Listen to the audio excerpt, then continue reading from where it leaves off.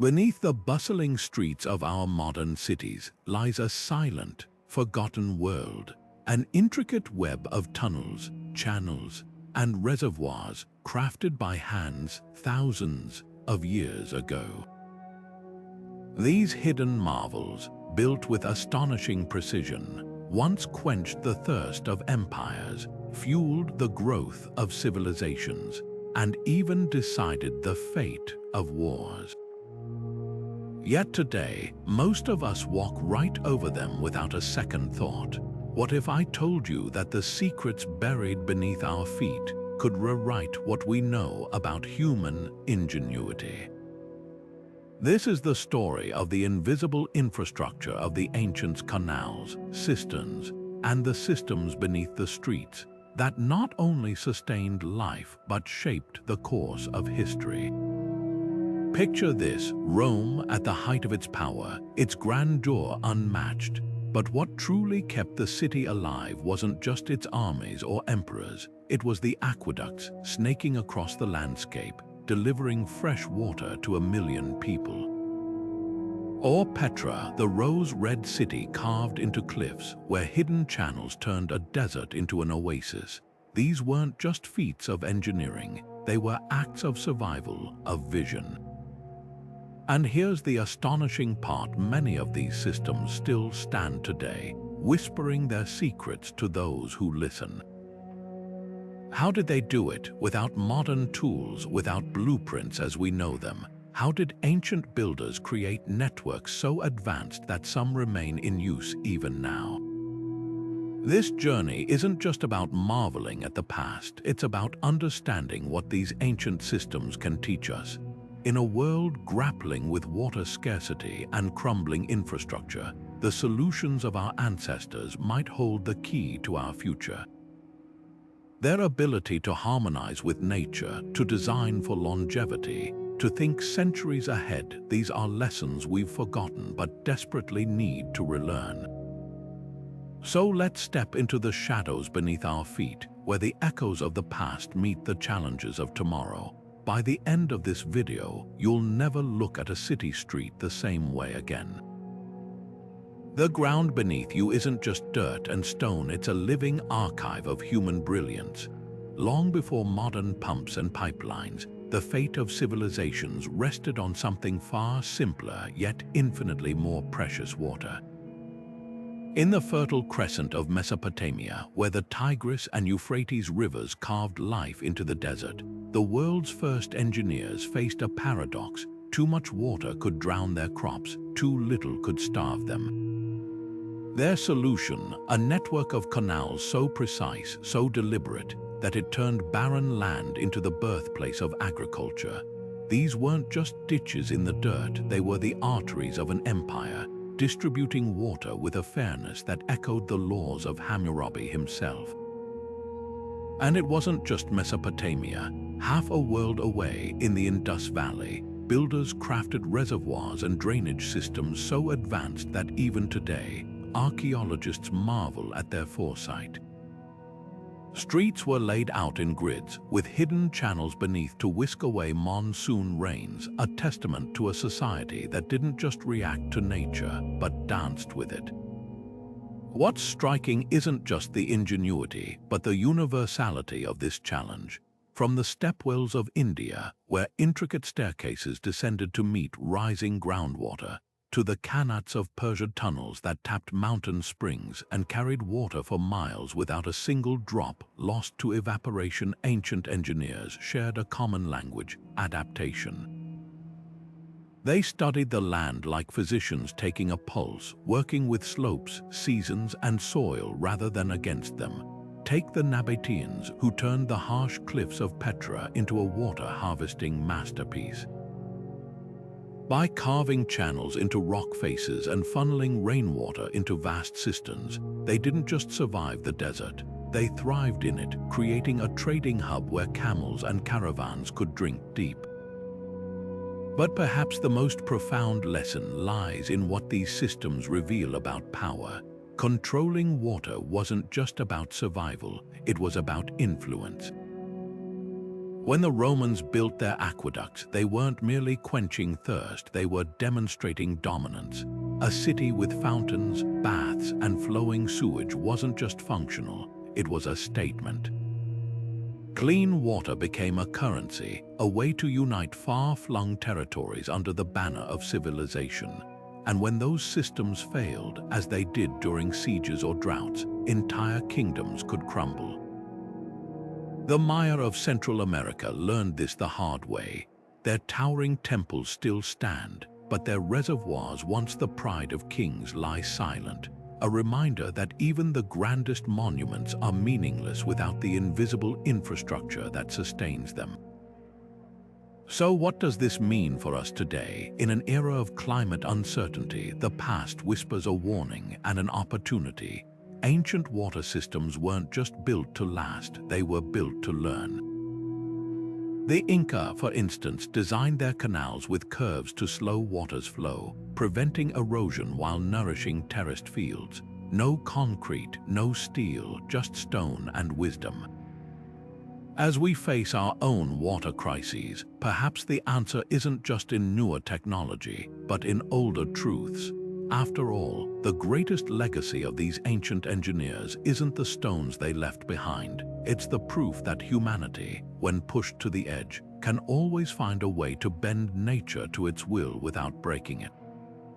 The Romans didn't just build aqueducts, they perfected the art of moving water on a scale that would astonish even modern engineers. Picture a stone channel, sometimes no wider than a human arm span, stretching over valleys and through mountains, all without a single pump. How gravity, every twist, every slope was calculated with near magical precision, a testament to the Roman obsession with order and efficiency. Take the Aqua Claudia, one of Rome's most ambitious projects. It marched over 35 miles from mountain springs to the city, its arches leaping across the countryside like a frozen waterfall. But here's the real marvel. It dropped only 1 foot in elevation for every 300 feet of length, a gradient so slight you'd barely notice it walking beside it. That's the difference between a functional aqueduct and a flooded trench or a stagnant trickle. What truly set Roman aqueducts apart wasn't just their scale, but their adaptability. Builders faced cliffs, they tunneled. Valleys, they erected towering arches. Even seismic activity couldn't shake their resolve. Sections were designed with flexible lead pipes to absorb shocks, a trick some earthquake-prone cities still use today. And the materials, volcanic ash mixed with lime, created a concrete so durable it hardened underwater, allowing aqueducts to cross rivers without dissolving. This wasn't just engineering, it was alchemy, but the genius didn't stop at construction.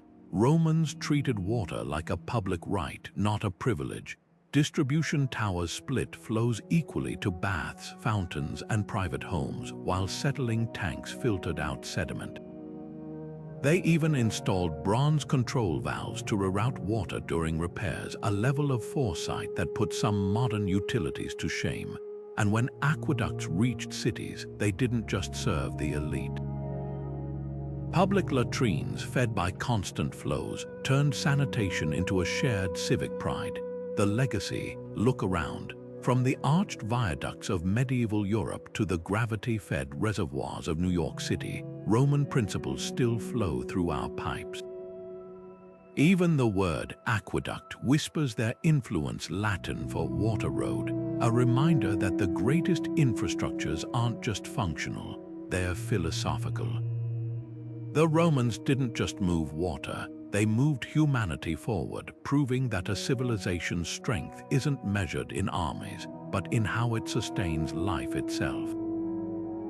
Deep beneath the streets of Istanbul, a hidden cathedral of water stretches into darkness, the Basilica Cistern, its ceiling held aloft by 336 marble columns, each salvaged from ancient ruins and repurposed with poetic practicality. This wasn't just storage, it was a statement. Imagine a space so vast it could hold 27 million gallons of water. yet so meticulously designed that every drop remained pure for centuries. How? The answer lies in the harmony of art and science. Byzantine engineers lined the cisterns' walls with hydraulic mortar, a special mix of lime and crushed ceramics that hardened into an impermeable shell. They even angled the floor slightly, creating a natural settling basin where debris would gather away from intake pipes. A simple yet brilliant solution to keep water clear without filters or chemicals. But the real magic was in the details. Take the Medusa heads tucked beneath two columns at the cistern's edge, sculpted blocks placed sideways and upside down, not for decoration but for structural support. This whimsical reuse of pagan art in a Christian empire speaks volumes about the pragmatism of ancient builders. They weren't just solving engineering problems, they were weaving history into infrastructure. And Istanbul's cisterns were no exception. Across the city, over 80 such reservoirs lurked underground, some fed by aqueducts stretching hundreds of miles.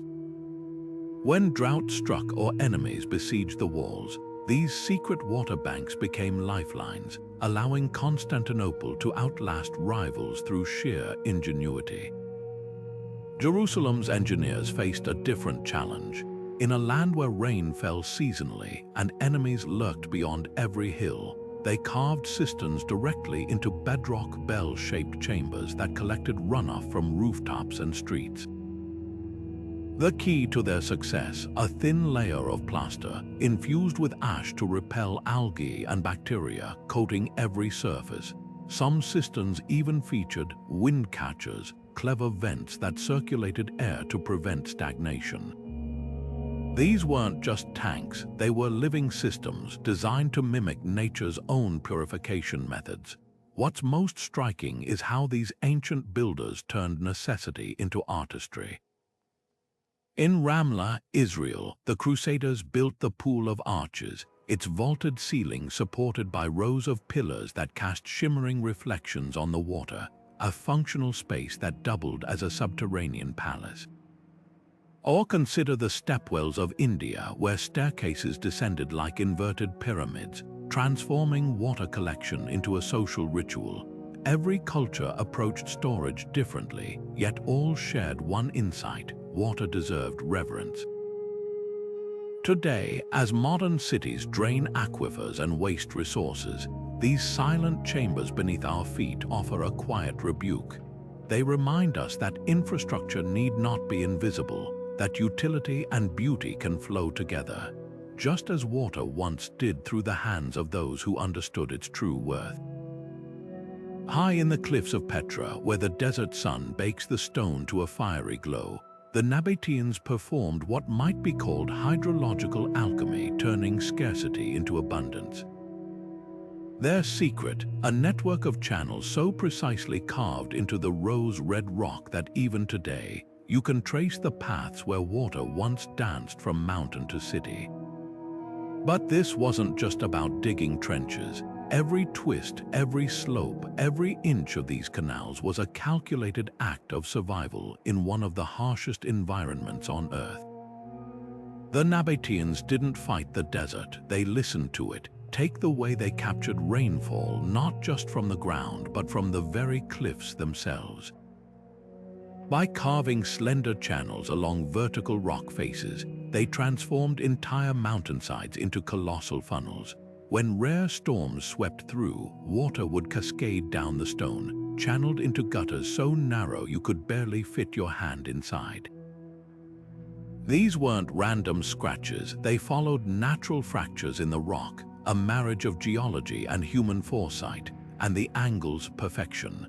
A gradient just steep enough to keep water moving, but gentle enough to prevent erosion. A balance modern engineers still struggle to replicate without computers.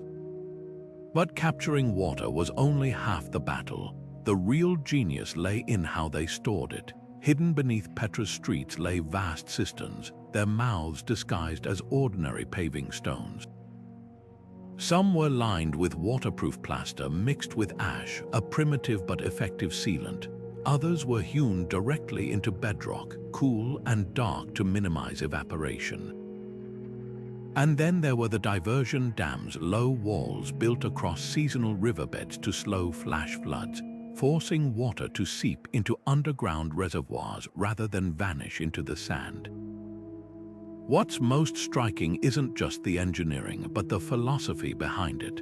The Nabateans treated water with reverence, almost as if it were a living thing. Their channels weren't straight lines of brute force, but meandering paths that mimicked natural streams, reducing turbulence and sediment buildup. They even built settling basins where water could pause, allowing dirt to sink before continuing its journey, a system so effective that modern filtration plants use the same principle. And then there's the ultimate testament to their skill, the Great Temple Complex. Here, archaeologists found a system so advanced it could redirect water on demand, filling ritual baths or irrigating gardens with the turn of a valve. This wasn't just utility, it was theater, a way to showcase mastery over the one element that could make or break a desert kingdom. When Rome finally absorbed Petra into its empire, even the conquerors marveled at these systems, adopting Nabatean techniques for their own arid provinces. Today, as Jordan faces worsening droughts, researchers are poring over these ancient channels, searching for clues to modern water crises. Because the Nabateans understood something we're only now relearning. In the desert, every drop holds the weight of civilization. Their canals weren't just feats of engineering, they were acts of hope carved in stone. While the Romans built towering aqueducts and the Nabateans carved channels into cliffs, the Persians tackled water scarcity with a different kind of brilliance, one that flowed invisibly beneath the sand. Enter the Kanat, a marvel of subterranean engineering that turned barren landscapes into blooming gardens. Imagine a tunnel, not straight but gently sloping, stretching from the foothills of a mountain to the heart of a desert valley. No pumps, no electricity, just gravity and human ingenuity guiding water across miles without losing a single drop to the scorching sun. The secret lay in the Kanats' design. Persian engineers began by locating a mountain aquifer, then dug a vertical shaft down to the water table. From there, they tunneled horizontally, but with a twist. The tunnel sloped ever so slightly downhill, just enough to keep the water moving. Every few hundred feet, another vertical shaft reached the surface, serving dual purposes, providing air for diggers and a way to haul out rubble. Over time, these shafts became markers, dotting the landscape like stitches in a vast, invisible quilt. What's astonishing isn't just the precision, it's the longevity. Some Kanats have operated continuously for over 3,000 years, outlasting empires and outliving the civilizations that built them. How maintenance was baked into the system. The vertical shafts allowed communities to clear blockages or repair collapses without shutting down the entire flow. And because Kanats tapped groundwater rather than surface rivers, they were immune to droughts that might dry up a lake or stream. But the real genius was in the water's journey. As it seeped through the tunnel walls, the earth acted as a natural filter, stripping away impurities and leaving it clean and cool. By the time it emerged in the valley, it was ready to feed orchards, fill baths, or cascade into elegant gardens. In cities like Yazd, Kanats didn't just sustain life, they defined it. Homes were built around shared courtyards with Kanat-fed pools, turning private oases into social hubs. Even the wind towers that cooled buildings were positioned to catch breezes carrying moisture from Kanat outlets. Today, as Iran faces modern water shortages, scientists are revisiting these ancient systems. In a world obsessed with high-tech solutions, the Kanat offers a humble reminder.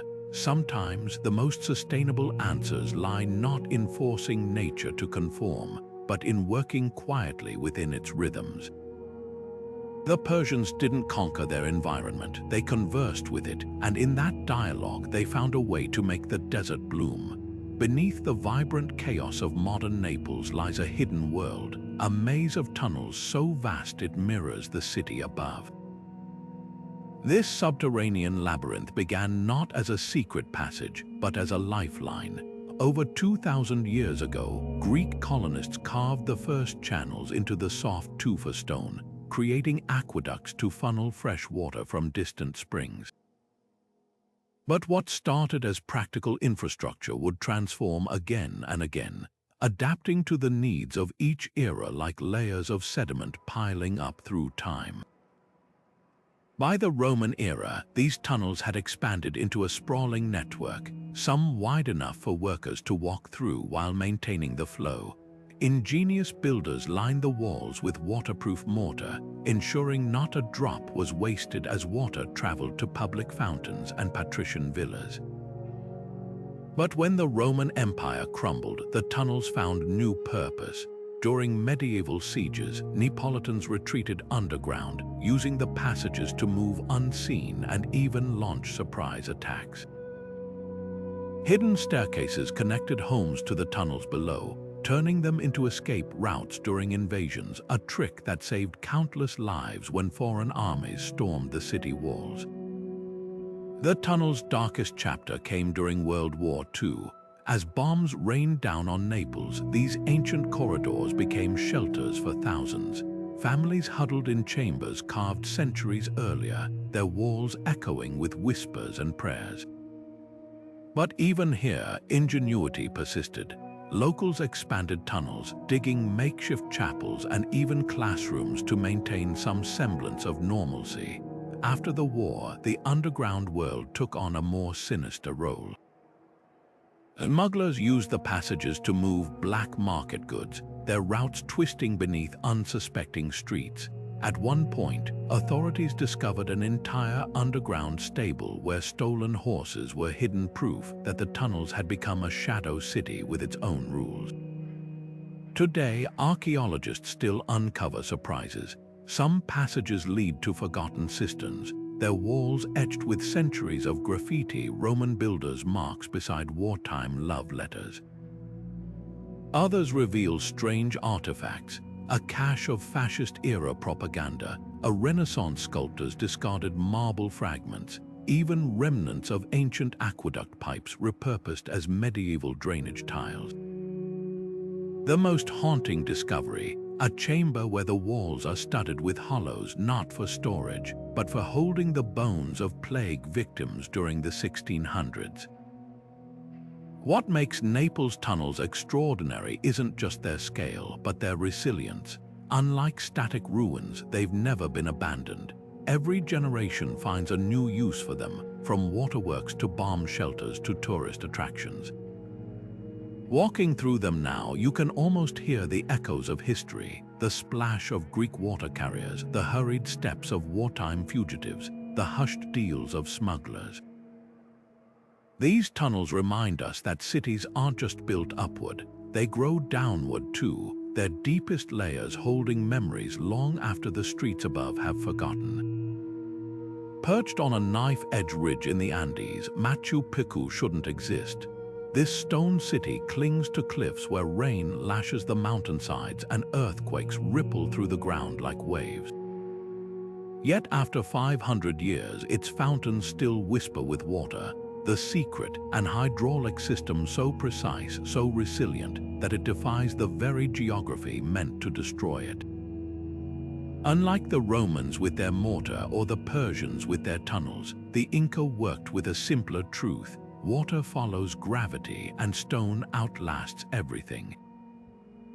Start with the basics. Every drop in Machu Picchu arrived by design. Engineers carved channels into solid granite, their slopes calculated to the millimeter. Too steep and water would erode the stone, too shallow and it would stagnate. The solution, a gradient of just 2%, enough to keep 16 separate fountains flowing without wasting a drop. But here's the twist, these weren't rigid canals. The Inca built them in sections with intentional gaps between stones. During quakes, the blocks could shift and settle without cracking, a seismic innovation modern pipelines are only now replicating with flexible joints. Then there's the matter of purification. At the city's highest point, a hidden spring feeds the first fountain. But before water reached the royal quarters, it passed through a series of settling basins.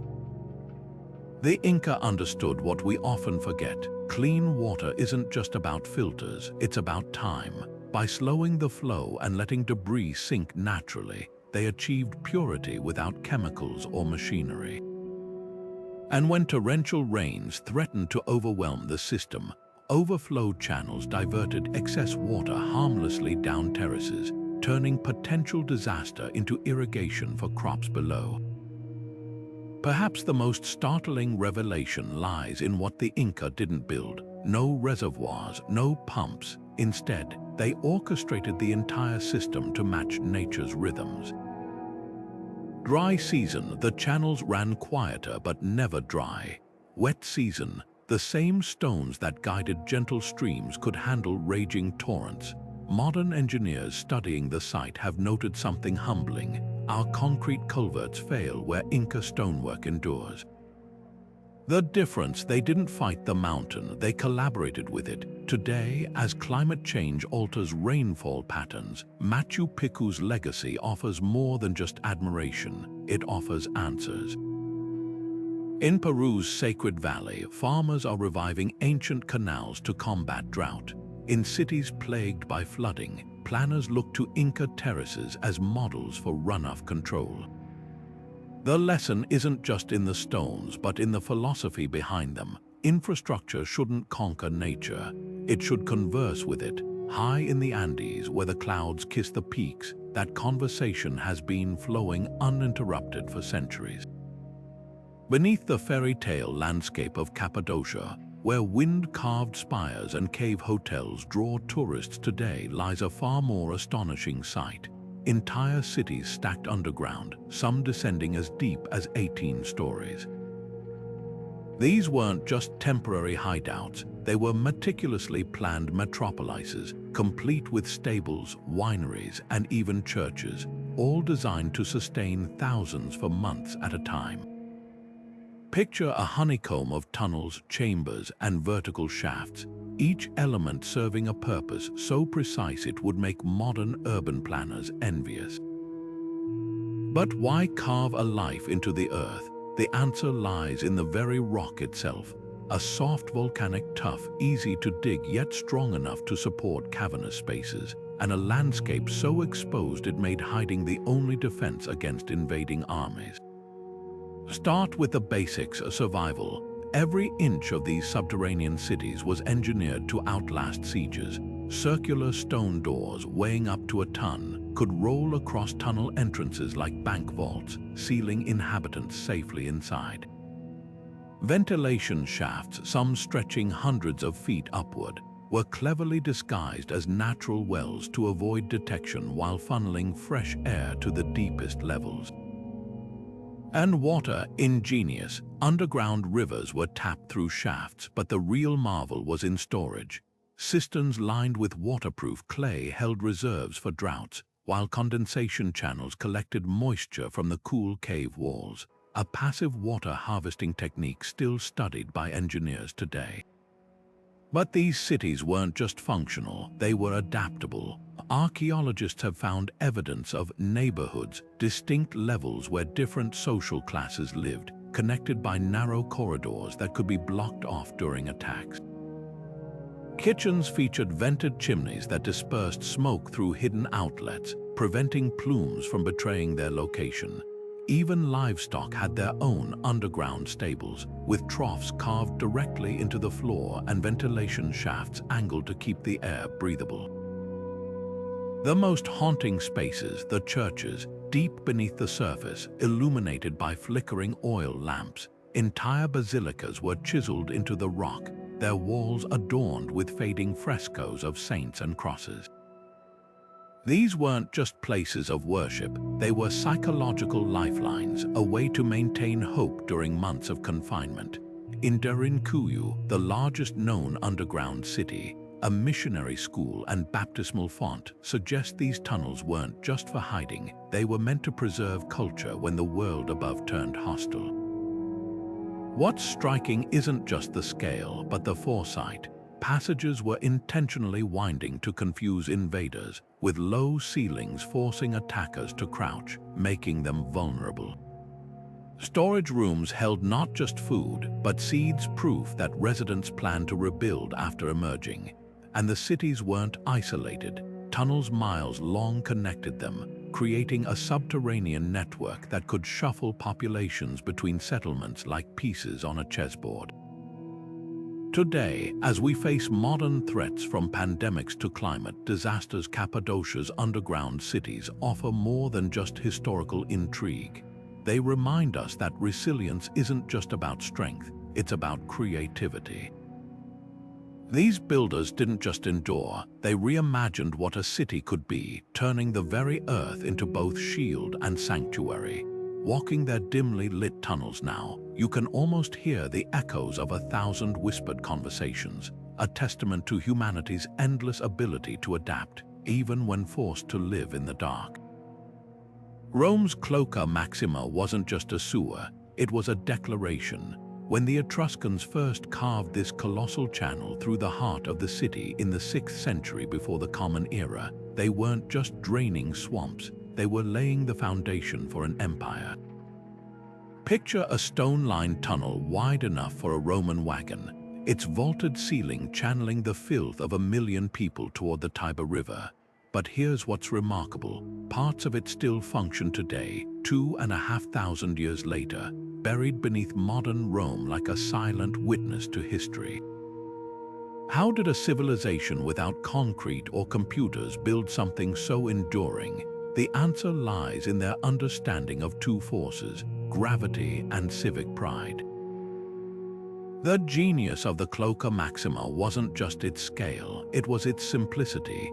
Builders gave the channel a gentle slope, just 1 foot of drop for every 200 feet of length, letting gravity do the work without erosion. They lined it with volcanic rock that resisted decay, and where underground streams threatened to undermine the structure, they diverted the water into side channels, turning a problem into part of the solution.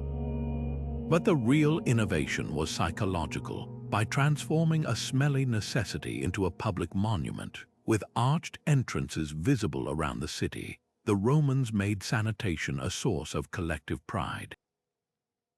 This wasn't just infrastructure, it was propaganda, proof that Rome could tame nature itself. Of course, the Romans didn't invent sewage systems. Far earlier in the Indus Valley, cities like Mohenjo-Daro had intricate networks of brick-lined drains, some with removable covers for cleaning. But where the Indus system served discrete neighborhoods, the Cloaca Maxima unified an entire metropolis.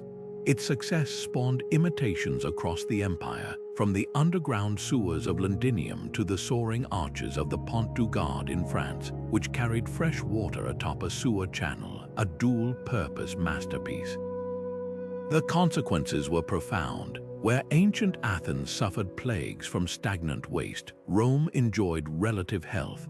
Public latrines, flushed by aqueduct overflow, became social hubs where citizens gossiped on marble benches. Even the wealthy who could afford private toilets chose to use them, a rare egalitarian gesture in a stratified society. But the system wasn't flawless. The Tiber became a polluted soup, and when the empire fell, neglect turned the Cloaca into a disease-ridden shadow of itself. What's striking is how these ancient solutions mirror modern dilemmas. The Cloaca's mix of gravity and gradient still underpins sewer design today, while its failures like dumping waste untreated into waterways haunt us in the form of algal blooms and dead zones. Perhaps the lesson isn't just in the engineering, but in the mindset. The Romans didn't see sewage as someone else's problem. They treated it as a civic responsibility, as vital as roads or temples. In an age where aging pipes crumble beneath our cities, that's a philosophy worth rediscovering. When Constantinople rose as the new heart of the Roman Empire, its engineers faced a water challenge unlike any before: how to sustain a city swelling to 500,000 souls on a peninsula with no major rivers. Their solution, a hydraulic network so ambitious it dwarfed even Rome's achievements, blending Roman precision with Byzantine innovation. At its peak, this system channeled water from springs over 120 miles away, traversing valleys and mountains through a web of aqueducts, tunnels, and bridges. The crown jewel was the Aqueduct of Valens, a double-tiered arcade striding across Istanbul's skyline like a stone centipede.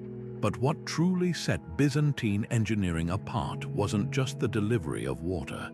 It was the mastery of storing and distributing it under siege, drought, or earthquake. The secret lay in redundancy. While Roman aqueducts often relied on single sources, Byzantine engineers diversified. They tapped multiple springs across Thrace, linking them with parallel channels so that if one failed, others could compensate.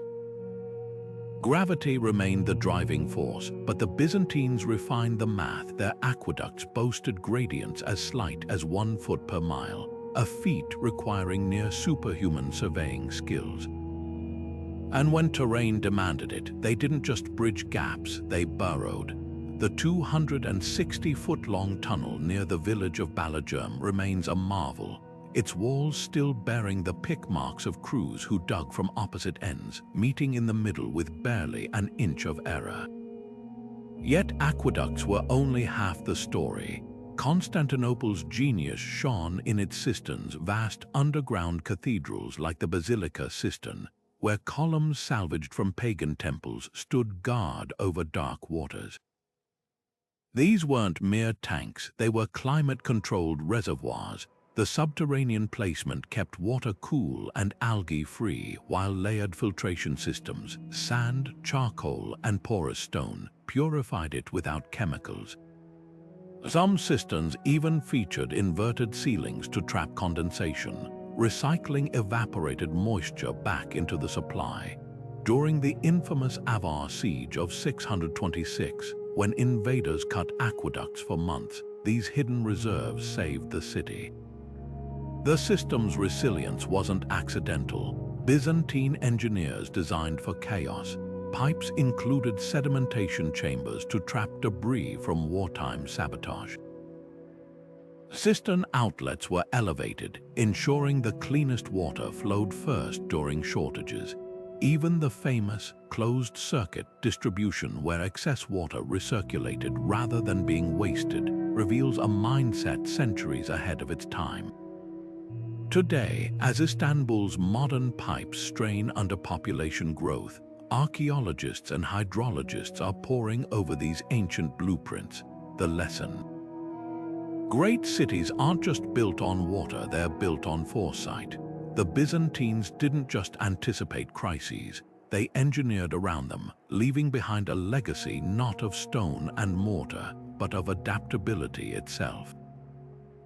In the sun-baked plains of Gujarat, where the earth cracks like an old vase, the stepwells of India descend into the darkness like inverted temples. These weren't just reservoirs, they were acts of devotion, each step toward the water a descent into the sacred. Take the Rani Kai Vav, a UNESCO-listed masterpiece where every inch of wall is carved with deities and mythological scenes, not as decoration but as invocation. The message was clear: water wasn't merely a resource, it was a goddess, and to harness it required reverence as much as engineering. The design itself mirrored this belief. Unlike European wells that hid water underground, stepwells celebrated its arrival. Broad staircases fanned out like open arms, inviting communities to gather around the life-giving pool while offering shade and coolness, a divine gift in a land where temperatures could melt stone. Half a world away, the Maya of Central America saw water through an equally spiritual lens. Their cenotes, natural sinkholes filled with groundwater, weren't just water sources, they were portals to the underworld. At Chichen Itza, the sacred cenote received offerings of jade, gold, and even human sacrifices, all to appease Chak, the rain god. But here's the twist: this worship wasn't separate from engineering. The Maya built their cities around these sacred wells, designing elaborate plaster catchments to channel rainwater into reservoirs lined with sacred symbols. Even their droughts were seen as divine tests, pushing engineers to dig deeper, build smarter, always with one eye on the heavens. The fusion of faith and function reached its zenith in Japan, where Shinto shrines guard natural springs with ritual precision. At the base of Mount Fuji, the Mitarashi pools at Kamawekikazuchi Shrine aren't just for washing hands, they're a physical manifestation of purification rites. Priests still oversee the flow of these waters, ensuring their purity matches spiritual ideals. This reverence translated to infrastructure. Ancient Japanese aqueducts often detoured to avoid disturbing sacred stones or trees, even if it meant extra miles of construction. What unites these traditions is the understanding that water defies mere utility.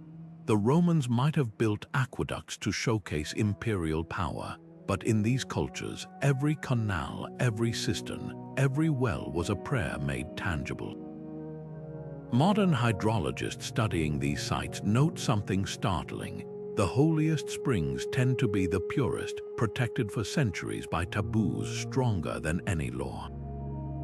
Perhaps there's a lesson there. In an age of privatization and pollution, we've lost what these civilizations knew, that when you treat water as sacred, you protect it not just with pipes but with purpose. The stones of Rani Kai Vav whisper it still. Engineering alone can't sustain life. It takes reverence. Beneath the towering spires of Angkor Wat, hidden by centuries of jungle growth, lies one of history's most ambitious hydraulic experiments, a vast network of canals, reservoirs, and moats that turned a monsoon-driven landscape into an engineered paradise. At its peak, this system supported a city larger than medieval London, home to nearly 1 million people. But how did a civilization without steel or pumps tame such a volatile environment? The answer lies in the rhythm of water itself. The Khmer engineers didn't fight nature, they orchestrated it. Every drop that fell during the monsoon was precious, and their barrays, massive rectangular reservoirs, acted like giant sponges. The largest, the West Barray, stretched 5 miles long and held over 50 billion gallons, enough to irrigate crops through the dry season. But these weren't just static pools. A web of canals connected them to fields, distributing water with precision. The genius was in the gradients. By laying out channels with barely perceptible slopes, the Khmer ensured water flowed steadily without eroding the soft laterite soil. Even today, archaeologists marvel at how these canals maintained perfect equilibrium. Too steep, and the water would vanish before the dry season. Too shallow, and silt would choke the system. Yet the real innovation was in the details. Take the temple moats. Far from mere decoration, they functioned as cooling systems, their still waters lowering ground temperatures and creating microclimates that stabilized delicate sandstone carvings. Or consider the spillways, designed to mimic natural river bends, slowing floodwaters just enough to deposit nutrient-rich sediment onto fields. This wasn't just engineering, it was alchemy, turning seasonal deluges into perpetual fertility. But Angkor's triumph contained the seeds of its downfall. As the city grew, so did its thirst. Engineers pushed the system beyond its limits, digging canals deeper and reservoirs farther from natural watersheds. When a prolonged drought struck in the 14th century, the overextended network collapsed like a house of cards. Channels meant to carry water became conduits for erosion, stripping the thin topsoil. The very reservoirs that once fed the city now bred malaria as stagnant pools attracted mosquitoes.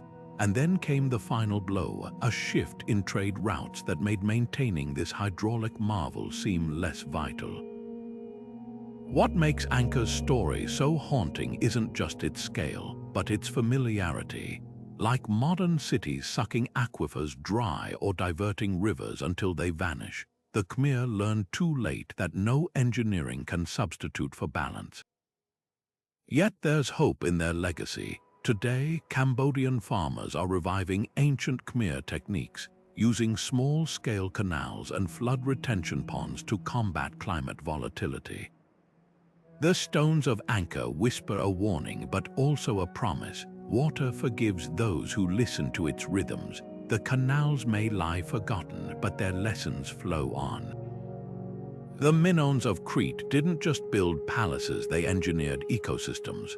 Walk the ruins of Knossos today, and you'll stumble over something startling beneath your feet. Terracotta pipes, their tapered ends fitting together like puzzle pieces, threading through walls and floors with the precision of a modern plumbing blueprint. These weren't crude channels, they were part of a hydraulic network so sophisticated it wouldn't look out of place in a 19th century city. While contemporaries relied on wells and buckets, the Minoans had mastered something radical: running water on demand for both luxury and survival. Start with the basics. Knossos' drainage system. Unlike later civilizations that treated wastewater as an afterthought, the Minoans designed their entire city around it. Clay pipes sloped gently beneath floors, channeling runoff from courtyards and rooftops into stone-lined sewers. But here's the twist: these weren't just ditches. The Minoans incorporated settling basins at intervals, allowing debris to sink before water continued its journey. A primitive but effective filtration method. Even their famous flushing toilets, found in the palace quarters, weren't mere novelties. Seats perched above chutes that whisked waste away with gravity, while overhead channels supplied clean water for rinsing. It was sanitation as performance art, blending utility with elegance. What truly set the Minoans apart, though, was their foresight. They understood that water management wasn't just about removing waste, it was about storage and distribution. Cisterns dotted the landscape, some carved directly into bedrock, their interiors coated with waterproof plaster made from crushed pottery and lime. These reservoirs didn't just collect rainwater, they balanced supply. During dry months, water could be released through ceramic conduits to irrigate gardens or replenish public fountains. Archaeologists have even uncovered evidence of pressure-driven systems in elite quarters, where narrow pipes forced water upward to second-story baths, a technique the Romans wouldn't replicate for over 1,000 years. Compare this to later civilizations, and the contrast is striking. The Minoans predated the Roman aqueducts by nearly 2 millennia, yet their approach was arguably more holistic. Where Roman engineers focused on grandeur, miles of soaring arches delivering water to cities, the Minoans prioritized integration. Their systems worked with the landscape, not against it. Channels followed natural gradients, and runoff was deliberately directed to nourish agricultural terraces. Even their famed light wells, open shafts that funneled sunlight into lower levels, doubled as ventilation for underground cisterns, preventing stagnation. Yet the most haunting lesson lies in their downfall. When the thorough eruption triggered tsunamis around 1600 before the Common Era, it wasn't quakes or fire that doomed Knossos, it was the water. The same channels that sustained the city became conduits for saltwater intrusion, poisoning freshwater stores. The Minoans had engineered for seasons, for sieges, but not for the sea itself. Their legacy whispers a warning we're still learning. The most advanced systems are only as resilient as their weakest link. Today, as engineers study Knossos' ruins for climate-adaptive solutions, they're finding unexpected wisdom in those ancient pipes. The Minoans didn't just move water, they danced with it, a partnership we're only now beginning to relearn. The rhythmic clatter of wooden gears and the steady rush of water over paddles marked a quiet revolution in the Middle Ages, one that turned babbling brooks into engines of industry. Picture a riverbank where a towering water wheel, its massive oak blades darkened by years of wet and dry cycles, groaned under the force of the current. This wasn't just a tool, it was the heartbeat of medieval innovation. From the grain mills that fed villages to the trip hammers that shaped iron for swords and plows, water power became the invisible hand guiding Europe's economic awakening. What made these mills so transformative was their simplicity married to brute force. A basic undershot wheel, where water flowed beneath the paddles, could generate enough power to grind a ton of grain in a day, replacing back-breaking labor with the relentless turn of machinery. But medieval engineers didn't stop there. They adapted designs to fit their landscapes, overshot wheels where water cascaded from above, doubled efficiency by adding gravity's pull to the river's push. In mountainous regions like the Alps, mills clung to steep streams, their vertical drops spinning wheels faster than any ox could walk. Even tidal mills appeared along coastlines, harnessing the moon's pull on seawater to grind flour between high and low tides. The real genius, though, lay in the ripple effect. A single mill could anchor an entire economy. Take the Cistercian monks who dotted Europe's wilderness with monasteries and watermills.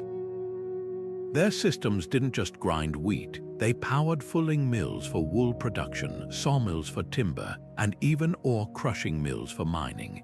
Villages grew where mills stood as farmers brought grain, merchants traded flour, and blacksmiths forged tools nearby. By the 12th century, feudal lords taxed mills like currency, and mill rights sparked legal battles fiercer than land disputes, but the most unexpected impact. Social mobility. Millers, once humble laborers, became medieval middlemen wealthy enough to lend money, influential enough to broker deals. Their wheels didn't just move water, they lifted entire classes. And when the Black Death wiped out half of Europe's workforce in the 14th century, surviving millers found their skills in such demand that wages soared, hastening the end of serfdom. Today, as we admire the skeletal remains of these mills in rural landscapes, it's easy to miss their legacy. Yet every hydroelectric dam, every turbine humming beneath a modern city's streets, owes a debt to those creaking medieval wheels. They taught us that energy isn't just about power, it's about possibility. The mills are silent now, but their lesson echoes. Harness a river right, and you can turn the gears of history. Beneath the hum of London's double-decker buses and the clatter of footsteps on cobblestones, a hidden geography lingers. Ghost rivers, their names etched on street signs and maps, but their waters long since imprisoned in brick-lined tunnels. The fleet, once wide enough for merchant ships, now rushes unseen beneath Farringdon Street, its roar muffled to a sewer's whisper. The Tyburn, which once meandered past Buckingham Palace's future site, today trickles through a pipe beneath Victoria Station, forgotten by all but historians and urban explorers.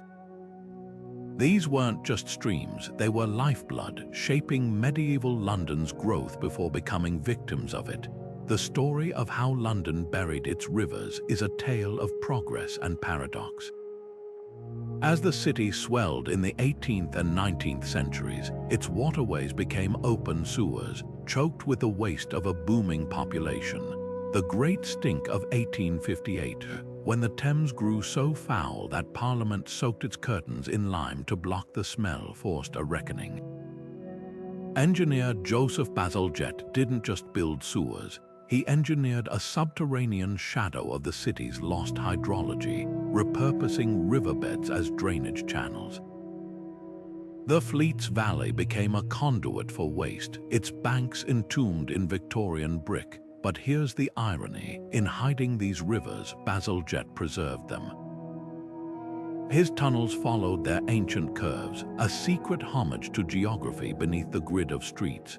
Traces of this drowned world surface in unexpected ways. Walk down Strand Lane and you'll find a mysterious brick chamber, a remnant of the Roman-era Bath of Strand, fed by a spring tied to the lost Holywell River. Listen carefully in the cellars of old pubs near Fleet Street, and you might hear the gurgle of water through century-old grates.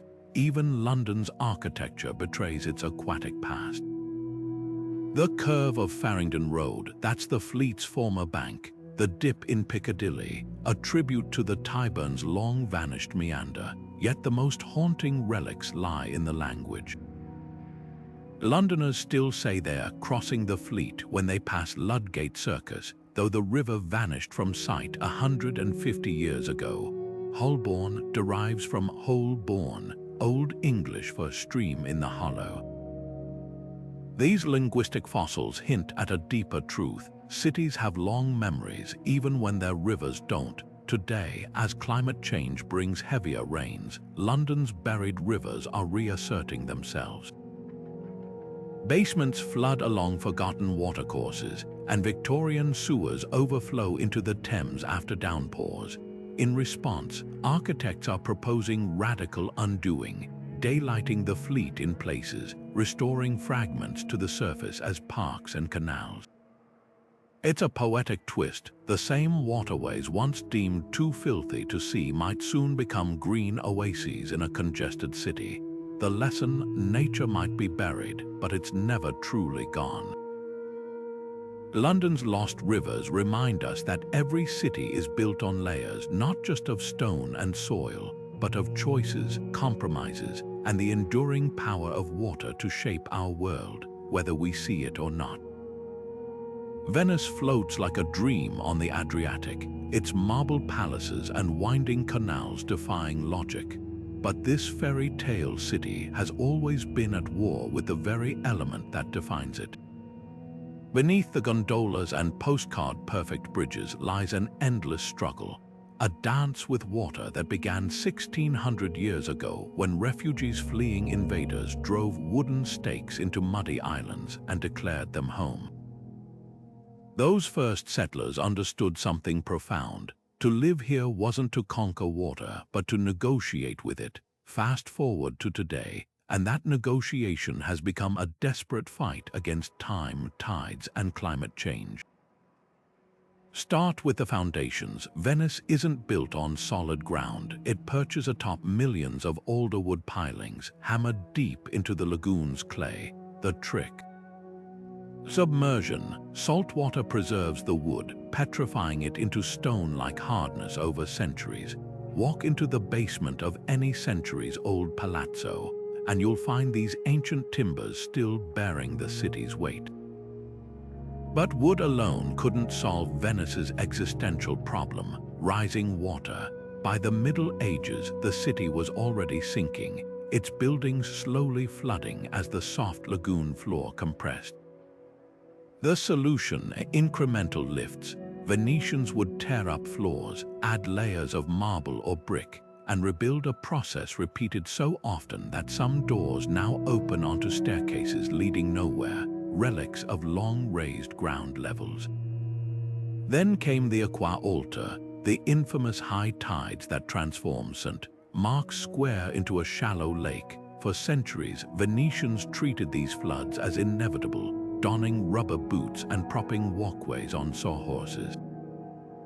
But in the 20th century, something changed. The floods grew fiercer, more frequent. The culprit: a perfect storm of sinking land, rising seas, and industrial wells that drained groundwater, accelerating subsidence. By 1966, a catastrophic flood submerged the city under 6 feet of water, jolting Italy into action. Pumping stations were banned, but the damage was done. Venice needed a radical fix. Enter Mos, the city's billion-dollar gamble. 78 massive steel gates hidden beneath the lagoon's 3 inlets. When tides surge, compressed air forces the gates upward, forming a temporary dam against the Adriatic. It's a modern marvel, but not without controversy. Critics argue the gates are a costly stopgap, prone to corrosion and climate uncertainty, Worse, they don't address the root issue. Venice is still sinking while waters keep rising. Meanwhile, centuries-old palazzi suffer from wet foot syndrome, their bricks wicking up salt water that crystallizes and crumbles the masonry from within.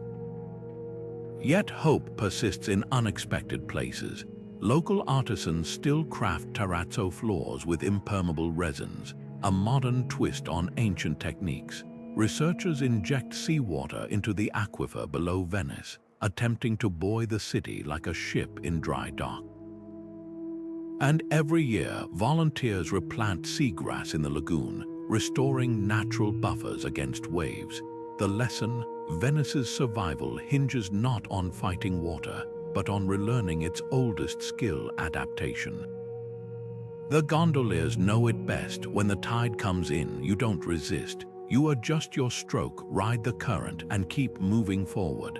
After all, this city wasn't built to last despite the water. It was built because of it. The Nile didn't just flow through ancient Egypt, it breathed life into it. Every summer, when the river swelled with monsoon rains from distant highlands, it deposited a layer of rich black silt across the valley, a gift so reliable the Egyptians called their land Kemet, the Black Land. But this bounty wasn't automatic. Without the labyrinth of canals and basins that crisscrossed the floodplain, the Nile's waters would have been as useless as a scattered treasure. The genius of Egyptian engineers lay in their ability to choreograph the flood, turning chaos into abundance with nothing more than mud, muscle, and meticulous observation. Their first tool wasn't a shovel but a calendar. Priests at Elephantine Island tracked the river's rise using nilometers, stone staircases marked with cubit measurements. When the water reached the 16th step, cheers erupted. The flood would be perfect, nourishing fields without drowning villages. A step higher spelled disaster, a step lower meant famine. But prediction was only half the battle. The real magic happened in the basin's vast, low-lying areas enclosed by earthen dikes. As the Nile rose, workers breached strategic sections of these dikes, allowing water to rush in and settle for 45 days, just long enough for silt to deposit, but not so long that salts accumulated. Then, with almost theatrical timing, they opened secondary canals, draining the water back to the river just as farmers arrived to sow their seeds in the freshly fertilized mud. The system's elegance was in its simplicity. Gravity did most of the work, with canals dug at precise slopes to maintain flow without erosion. Farmers used shadows, counterbalanced poles with buckets, to lift water to higher fields, while regulators made of woven reeds controlled distribution between plots. But don't mistake simplicity for primitiveness.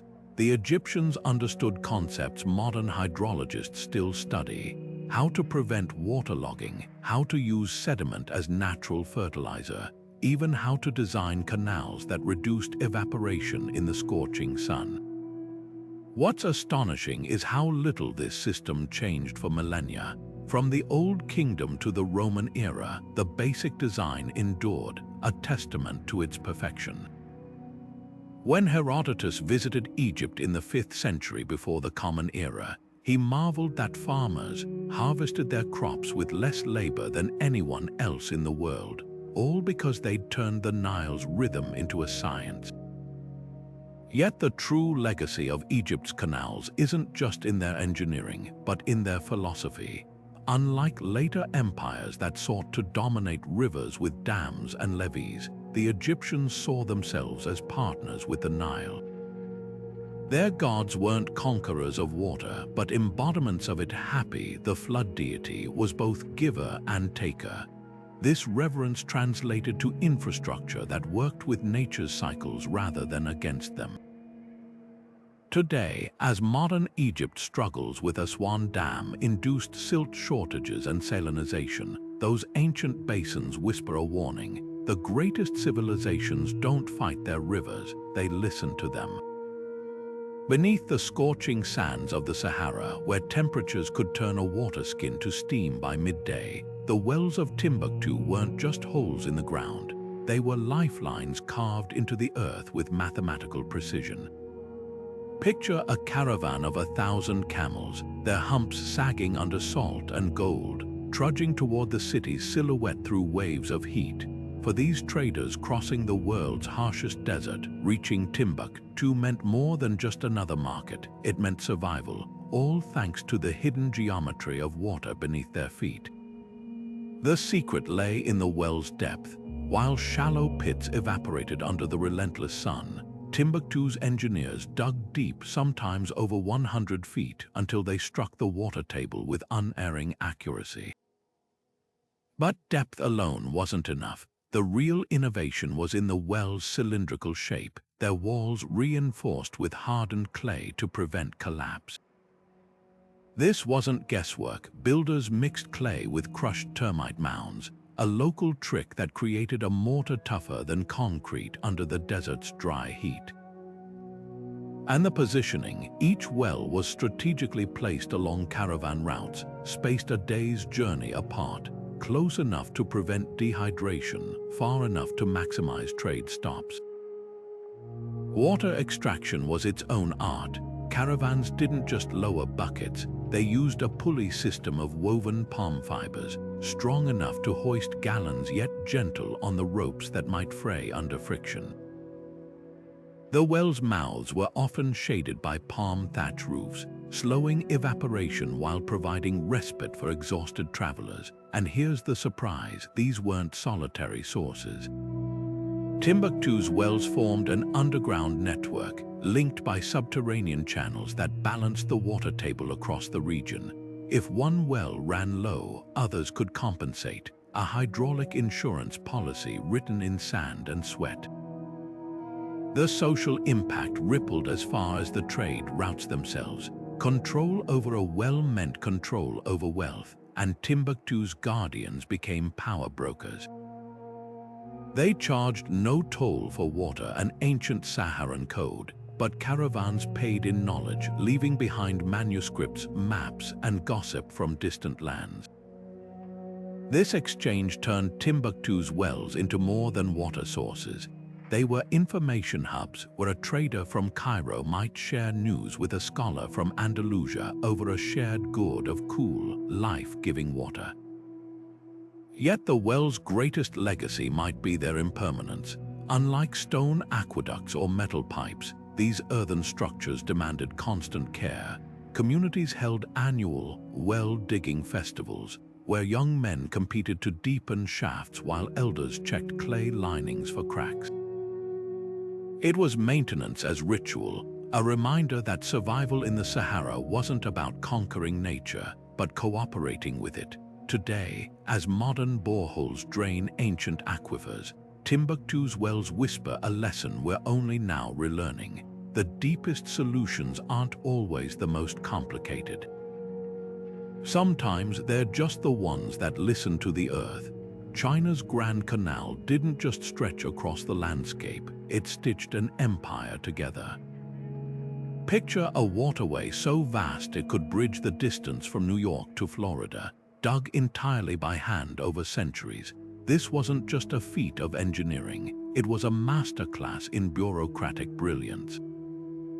When the first sections were carved during the Sui dynasty around 600 after the Common Era, the goal was audacious: link the fertile Yangtze River basin to the political heartland of the north, creating an aquatic highway for grain, silk, and imperial control. But here's what's staggering: the canal wasn't built all at once. It grew organically, connecting existing rivers and lakes like a quilt of waterways, each segment a testament to local ingenuity. Maintaining this colossal system demanded more than muscle, it required an army of administrators. The Tang dynasty established the first Canal Bureau, staffed with hydrologists who monitored water levels using carved stone markers, and engineers who devised locks and dams to manage currents. Teams of laborers, conscripted by the thousands, dredged silt year-round, while inspectors patrolled for leaks with bamboo rods that hummed when tapped against compromised walls.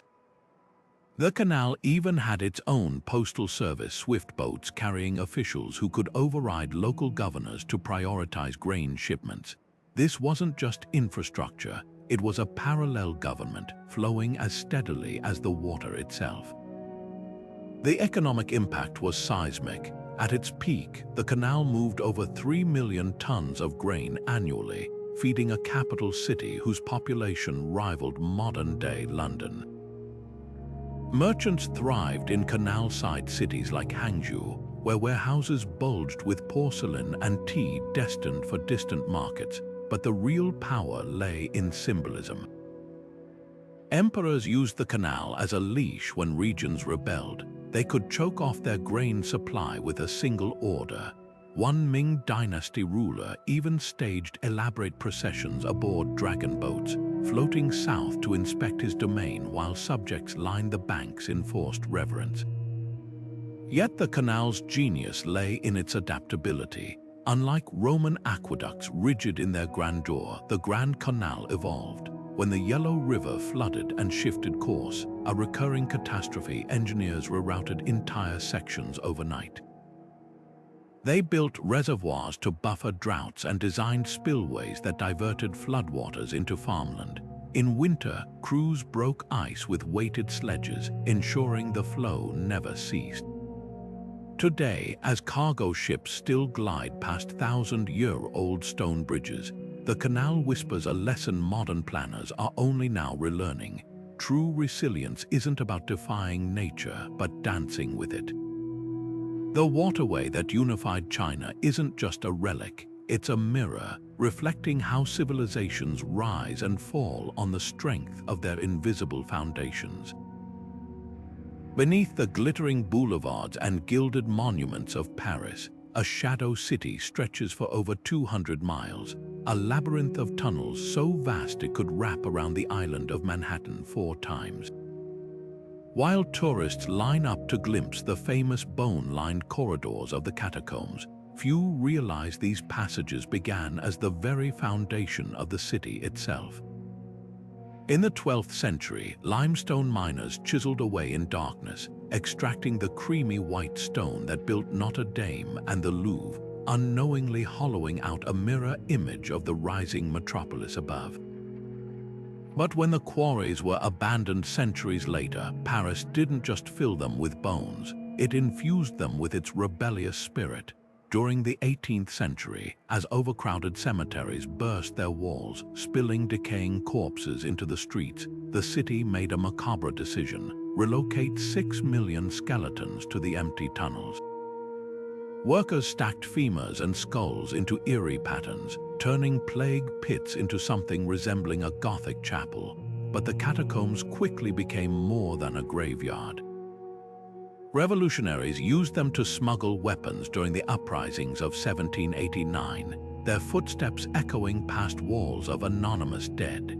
In World War II, the French resistance carved hidden rooms beneath Nazi patrol routes, storing radios and forged documents between the ribs of medieval monks.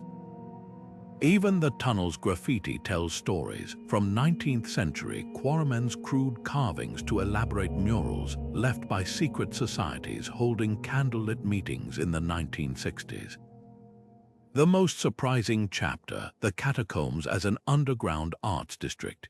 In the 1980s, avant-garde artists transformed forgotten chambers into illegal galleries, projecting films onto limestone walls and staging operas where the acoustics carried whispers for miles. One group even installed a fully functional cinema with stolen electricity, its plush seats salvaged from a bankrupt theater above ground.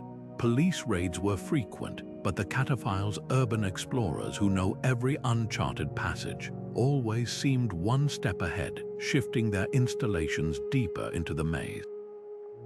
What makes these tunnels extraordinary isn't their darkness, but their adaptability.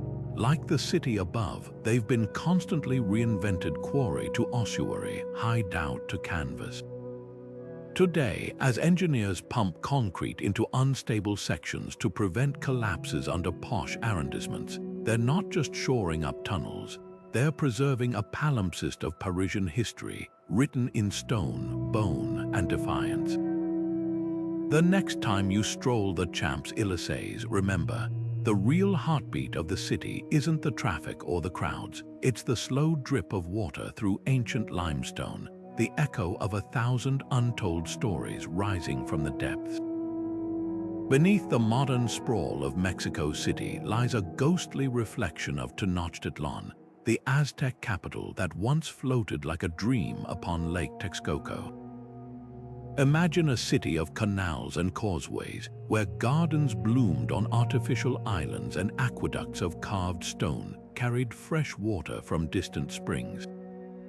This wasn't just a settlement, it was a hydrological masterpiece, a civilization that turned the challenges of a lakebed into advantages. The Aztecs didn't fight their watery world, they embraced it, engineering solutions so ingenious they'd baffle modern planners. Start with the Chinampas floating gardens woven from reeds and anchored by willow trees. These weren't simple rafts, but layered constructions of mud and vegetation that grew richer with each harvest. By dredging nutrient-rich muck from the lakebed to replenish the soil, the Aztecs created farmland that yielded up to 7 crops a year, feeding a population of 200,000. But the real marvel was in the water's edge. Instead of building walls to keep the lake at bay, Aztec engineers designed permeable barriers of intertwined logs that allowed water to filter through while blocking waves. It was infrastructure as ecosystem, a lesson in working with nature's rhythms. Then came the aqueducts, twin channels of carved basalt stretching from the springs of Chapultepec to the heart of the city, delivered fresh water with a clever redundancy. One could be cleaned while the other flowed. The Aztecs even built settling tanks to filter debris, and their maintenance crews, armed with obsidian scrapers, kept the system pristine. But their most haunting innovation lay beneath the streets, a network of subterranean canals that funneled excess rainwater back into the lake, preventing floods in a city with no natural drainage. Everything changed when the Spanish arrived. Conquistadors saw a swamp, not a wonder. They filled in canals to make room for horse-drawn carts, dismantled aqueducts to build churches, and ignored the Aztec warnings about flooding. The consequences were catastrophic. Without the ancient drainage systems, the city began to sink first inches, then feet, as the soft lakebed compacted under the weight of Spanish stone. By the 17th century, the Grand Zocalo was underwater for years at a time, a grim irony for a place once famed for its hydraulic mastery. Today, as Mexico City's modern pumps struggle to keep pace with subsidence, archaeologists are uncovering fragments of the old system. Beneath a downtown parking lot, workers discovered a stretch of Aztec aqueduct still lined with waterproof plaster.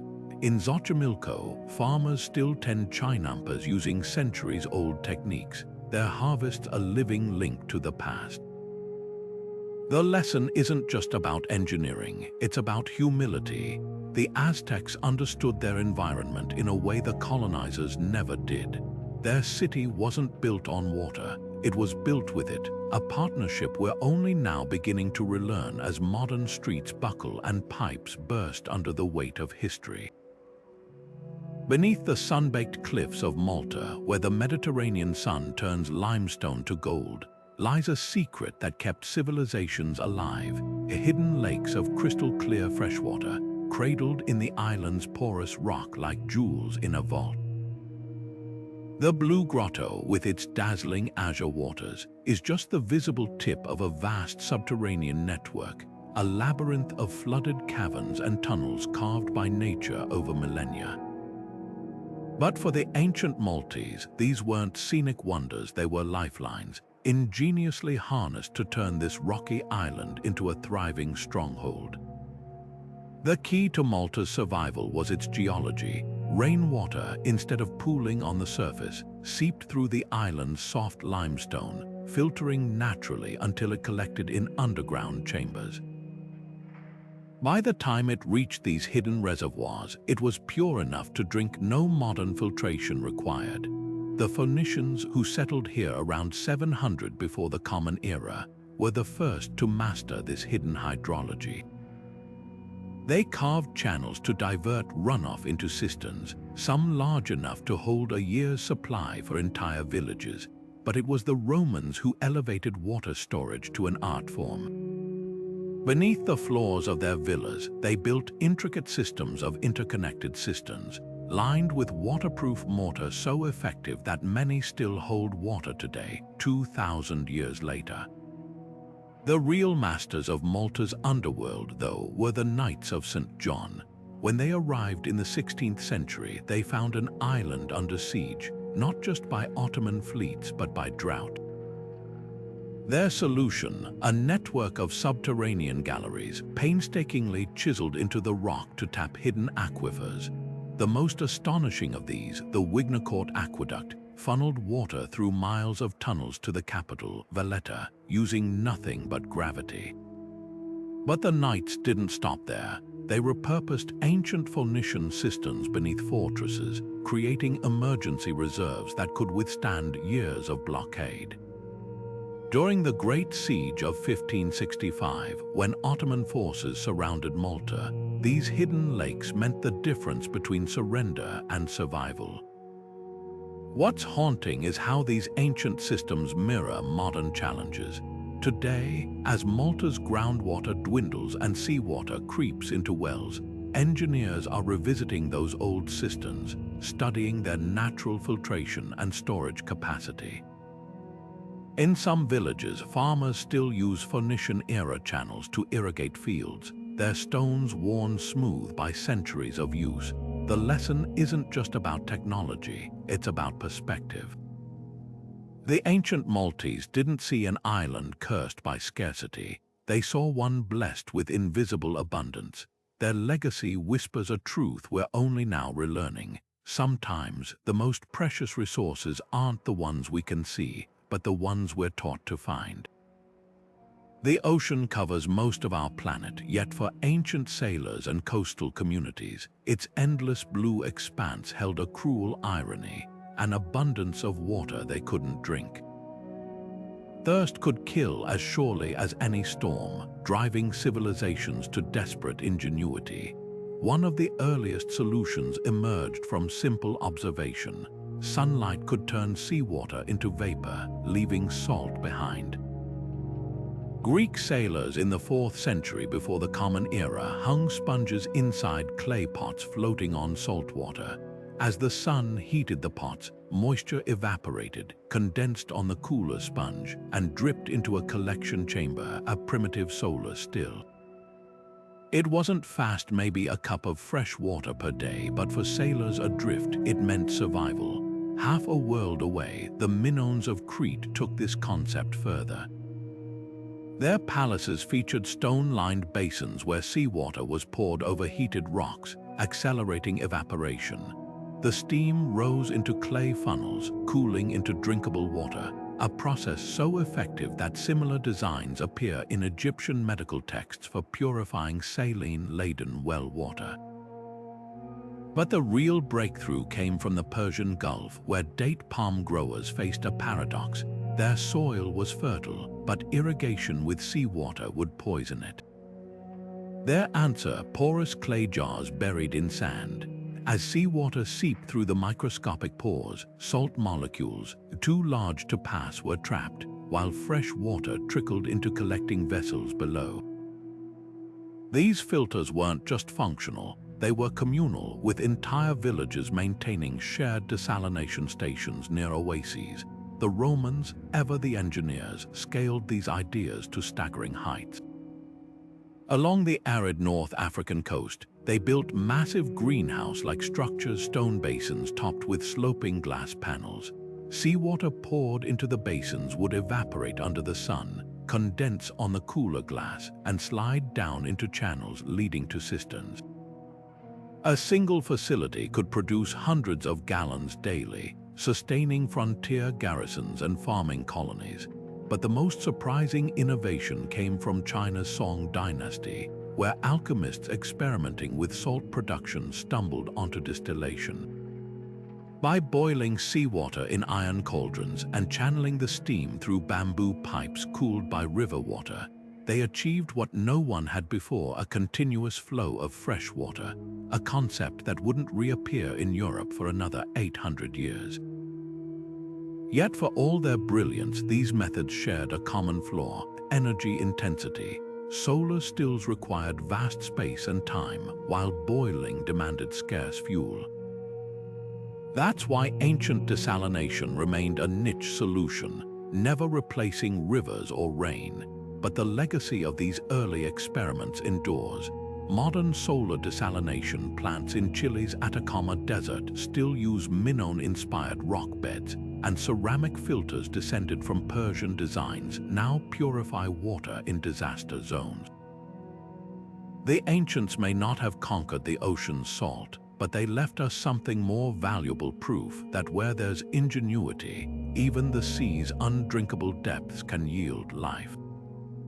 Modern cities face a paradox: the same concrete and steel that built our skyscrapers are now cracking under climate change, while ancient systems designed for harmony with nature still stand. Take Venice's sinking foundations versus the floating chinampas of the Aztecs, or London's overwhelmed sewers compared to the self-cleaning qanats of Persia. The difference: ancient engineers didn't just build for their time, they built for time itself.